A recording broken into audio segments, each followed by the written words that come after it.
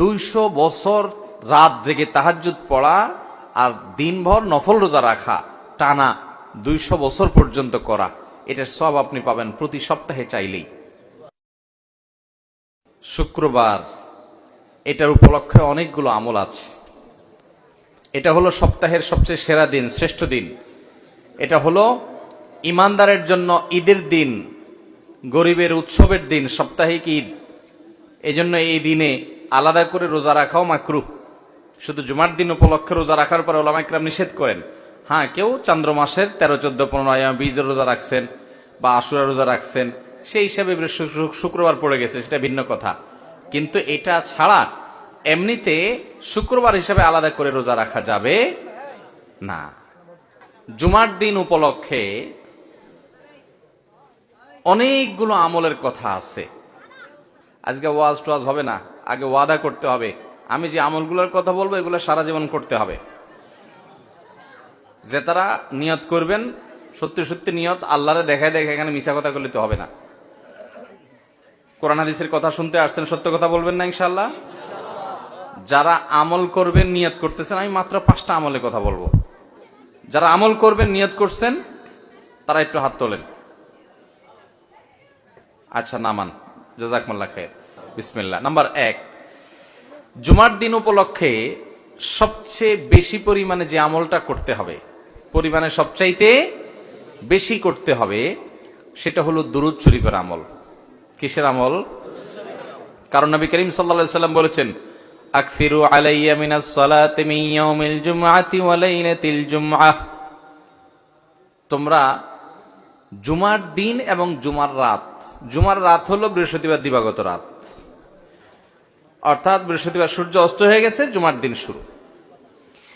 তো এই জুমার রাত এবং জুমার দিন, এই উভয়টাতে তোমরা আমার প্রতি বেশি বেশি করে দুরূদ প্রেরণ করো, আমার জন্য আল্লাহর কাছে দোয়া পেশ করো। ফাইন্না সালাতাকুম মারুদাতুন আলাই, কারণ তোমরা যে দুরূদ পাঠ করো আমার জন্য, এটা আল্লাহর ফেরেশতারা আমার কাছে নিয়ে পেশ করে যে, হে আল্লাহর রাসূল, পৃথিবীর অমুক দেশ, অমুক প্রান্ত থেকে অমুকের ছেলে অমুক আপনার জন্য দুরূদ পেশ করেছে। এটা তোমাদের এই রিপোর্টটা আল্লাহর ফেরেশতা আমার কাছে বলে, উপস্থিত করে। এই জন্য তোমরা জুমার দিন আসলে বেশি বেশি করে দুরূদ পাঠ করবা। দুরূদ হলো নবী সাল্লাল্লাহু আলাইহি ওয়াসাল্লামের জন্য দোয়া। ওনার জন্য আমাদের দোয়া করলে আমাদের লাভ। আল্লাহ তাআলা তো তার রাসূলের প্রতি রহমত এমনি নাজিল করবেন, আমরা দোয়া করলেও করবেন, না করলেও। কিন্তু আমরা যদি দোয়া করি তাহলে সেক্ষেত্রে ওনার লাভ হোক না হোক, আমাদের লাভ নিশ্চিত, নিজেদের লাভ নিশ্চিত। আল্লাহ তাআলা তার রাসূল সাল্লাল্লাহু আলাইহি ওয়াসাল্লামকে অনেক ভালোবাসেন, অনেক মহব্বত করেন। তার নবীকে তিনি অনেক মহব্বত করেন দেখে তার নবী, তার জন্য কেউ দোয়া করলেও আল্লাহ তাআলা তার প্রতি রহমত নাজিল করে। আর শুধু রহমত নাজিল না, মান সাল্লা আলাইয়া মাররাতান সাল্লাল্লাহু আলাইহি আশরা। নবী সাল্লাল্লাহু আলাইহি ওয়াসাল্লাম বলেছেন, যে ব্যক্তি আমার প্রতি একবার দুরূদ প্রেরণ করে, একবার নবীজির জন্য দোয়া করে, আল্লাহ তাআলা ওই ব্যক্তির প্রতি 10 বার রহমত নাজিল করে। কয়বার রহমত নাজিল করে? রহমত নাজিলের মানে বুঝেন? 10 বার আল্লাহ অনুগ্রহ করেন, দয়া করেন। আপনার জীবনে এমন একটা মুসিবতে, এমন একটা জায়গা যেখানে আল্লাহর দয়া ছাড়া আপনার উপায় নাই, এরকম 10 বার আপনার জীবনে রহমত আল্লাহ তাআলা নাজিল করবেন, অবতীর্ণ করবেন, আপনার জন্য রহমত অনুগ্রহ আল্লাহ তাআলা করবেন যদি আপনি একবার দুরূদ পাঠ করেন। তাহলে প্রতি সপ্তাহে জুমার দিনে, জুমার রাতে যদি আপনি 100, 200, 300 বার, 1000 বার দুরূদ আপনি প্রেরণ করতে পারেন, তাহলে এই 10 বার আপনার গুণ করে আপনি হিসাব করেন যে কতবার আল্লাহ তাআলার রহমতের হকদার, ভাগীদার, পাওনাদার আপনি হয়ে যাবেন ইনশাআল্লাহ। অতএব জুমার দিনে দুরূদ বেশি বেশি করে পড়বো তো ইনশাআল্লাহ। দুরূদ পাঠের শ্রেষ্ঠ সিজনই হলো জুমার দিন। দুরূদ পাঠের শ্রেষ্ঠ সিজন কোনটা? জুমার দিন, জুমার রাত। এটা হলো দুরূদ পাঠের সবচাইতে উত্তম মৌসুম এবং শ্রেষ্ঠ সিজন। চেষ্টা করবো তো আমল করার ইনশাআল্লাহ। এখন থেকে বৃহস্পতিবার সন্ধ্যা হলে শুক্রবার সন্ধ্যা পর্যন্ত দুরূদ সারা সপ্তাহ প্রতিদিনই কম বেশি পড়বেন। কিন্তু এই জুমার দিন যখন আসবে তখন দুরূদের পরিমাণ অনেক বেড়ে যাবে ইনশাআল্লাহ। সবাই চেষ্টা করবো তো, আমল করবেন তো ইনশাআল্লাহ। এবং যাতে একে অন্যকে স্মরণ করে দিতে পারি, সেজন্য পরিবারের সদস্যরা কোন এক ম্যাচে একসাথে আসেন, কোন এক জায়গায় একসাথে থেকে অন্যকে স্মরণ করে দিবেন যে ভাই জুমার দিন শুরু হয়ে গেছে। বৃহস্পতিবার সন্ধ্যা হওয়া মানে জুমার দিন শুরু হয়ে গেছে। অতএব কি আমল শুরু করো? দুরুদের আমল। দুরুদ পড়তে কি পয়সা খরচ হয় ভাই? অনেক বেশি কষ্ট হয়। দুরুদের মধ্যে সবচেয়ে শ্রেষ্ঠ দুরুদ হলো দুরুদ ইব্রাহিম। আল্লাহুম্মা সাল্লি আলা মুহাম্মাদ ওয়া আলা আলি মুহাম্মাদ কামা সাল্লাইতা আলা ইব্রাহিম ওয়া আলা আলি ইব্রাহিম ইন্নাকা হামিদুম মাজিদ। আল্লাহুম্মা বারিক আলা মুহাম্মাদ ওয়া আলা আলি মুহাম্মাদ কামা বারাকতা আলা ইব্রাহিম ওয়া আলা আলি ইব্রাহিম ইন্নাকা হামিদুম মাজিদ। পড়া যাবে না ইনশাআল্লাহ? এই দুরুদ ছাড়া অন্য যে কোনো দুরুদও পড়তে পারেন। সবচেয়ে সংক্ষিপ্ত দুরুদ সাল্লাল্লাহু আলাইহি সাল্লাম পড়লেও চলবে। আল্লাহ তাআলা আমাদেরকে আমল করার তৌফিক দান করুন। তাহলে জুমার দিন উপলক্ষে একটা আমলের কথা জানলাম, সেটা হলো দুরুদ পাঠের আমল। করব তো ইনশাআল্লাহ। নাম্বার 2, জুমার দিন ফজরের নামাজ পুরুষরা জামাতের সাথে পড়বেন। আর মহিলাদের আমল হলো বাসার পুরুষগুলার সবগুলারে উঠে মসজিদের দিকে পাঠিয়ে দিবেন। এটা হলো জুমার দিনের ফজরের সময়ের আমল। নবী করিম সাল্লাল্লাহু আলাইহি সাল্লাম বলেছেন, আফদালুস সালাওয়াতি ইনদাল্লাহ সালাতুল ফজরি মাআল জামাআতি ইয়াউমাল জুমআহ।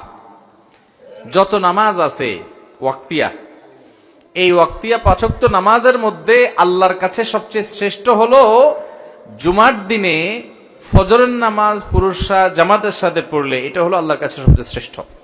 এই জন্য সপ্তাহে অন্য সব দিন তো পড়বেনই, জুমার দিন আরো বিশেষ গুরুত্বের সাথে অবশ্যই জামাতের সাথে ফজর পড়তে হবে। এটা জুমার দিনের স্পেশাল আমল, বিশেষ গুরুত্বপূর্ণ আমল। চেষ্টা করবো তো ইনশাআল্লাহ। কিন্তু শুক্রবারে ফজর নামাজ পড়াটা অন্য দিন ফজরের চাইতে বরং আরো কঠিন হয়। কেন কঠিন হয়? কারণ শুক্রবারে অফিস আদালত থাকে না, দোকানপাট থাকে না, আপনার স্কুল মাদ্রাসা থাকে না, যার কারণে আমরা মনে করি শুক্রবারে সকালে তো একটা লম্বা ঘুম দেওয়া যাবে, বিদায় বৃহস্পতিবার রাত্রে শুতে শুতে একটু দেরি করেই সবাই শোয়। ফজর নামাজ অনেকে জামাতের সাথে আর পড়তে পারেন। এই জন্য ভাইরা আমার, শয়তান জানে কোন আমল করলে আমরা লাভবান হয়ে যাবে, জন্য সে ওইটা যেন করতে না পারি চক্রান্ত করে। এই জন্য জুমার দিনে ফজর নামাজ পড়ার চেষ্টা করবো তো ইনশাআল্লাহ। 1, 2 নম্বর আমল গেল। 3 নম্বর আমল হলো জুমার দিনে 4টি কাজ করবেন। এই 4 কাজে মিলে একটা আমল, সেটা হলো 3 নম্বর। সেটা কি? নবী আলাইহিস সালাম বলেছেন, মান বাক্কারা ইয়াউমাল জুমআতি ওয়াবতাকার, যে জুমার দিন আগে আগে ঘুম থেকে উঠবে, ভোরে ঘুম থেকে উঠবে, ওই যে ফজর পড়বে, ওয়াগাসসালা ওয়াগতাসাল, ফরজ গোসল হলে ফরজ গোসল করবে এবং উত্তম রূপে গোসল করবে জুমার দিনের জন্য, এবং ওয়ামাশা ইলাল মসজিদি ওয়ালাম ইয়ারকাব, পায়ে হেঁটে মসজিদে যাবে, বাহনে চড়বে না। ওয়াদানা মিনাল ইমামি ওয়ালাম ইয়ালগু, ইমামের খুব কাছাকাছি গিয়ে বসবে, আগে আগে যাবে, ইমামের একদম কাছাকাছি গিয়ে বসবে, এবং খুতবা শেষ হবে, নামাজ শেষ হবে, এর মধ্যে কোনো বেহুদা কথা বলবে না, বেহুদা কাজ করবে না। মসজিদে গিয়ে যত সময় সম্ভব 2 রাকাত করে নফল নামাজ পড়বে, কোরআন তেলাওয়াত করবে, ভালো কাজ করবে, বেহুদা কাজ করবে না, চুপচাপ খুতবা শুনবে। এই 4 কাজ যদি কেউ করে, আবারও বলি 4 কাজ কি কি? আগে আগে ঘুম থেকে উঠা, আগে আগে মসজিদে যাওয়া, গোসল করা উত্তম রূপে, পায়ে হেঁটে মসজিদে যাওয়া, ইমামের কাছাকাছি গিয়ে বসা, অহেতুক কথা কাজ না করা। এই 4 কাজ যদি কেউ করে, নবী করিম সাল্লাল্লাহু আলাইহি সাল্লাম বলেছেন, আল্লাহ রাব্বুল আলামিন তাকে এই কাজগুলোর বিনিময়ে, সে যে বাসা থেকে মসজিদ পর্যন্ত আসলো, প্রতি কদমে 1 বছর রাত জেগে নফল নামাজ পড়া আর দিনে নফল রোজা রাখার সব আল্লাহ তাআলা তাকে দান করবেন, প্রতি কদমের বিনিময়ে। তাহলে আপনার বাড়ি থেকে মসজিদে আসতে যদি 200 কদম হয়, 200 কদম হইলে 200 বছর রাত জেগে তাহাজ্জুদ পড়া আর দিনভর নফল রোজা রাখা, টানা 200 বছর পর্যন্ত করা, এটার সব আপনি পাবেন প্রতি সপ্তাহে চাইলেই।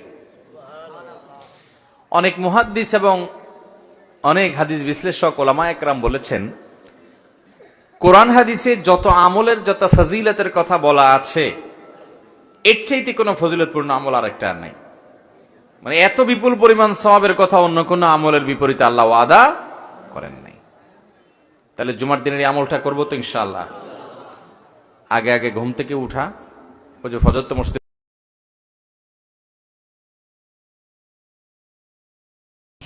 Hi guys, Assalamu alaikum. Please subscribe my channel.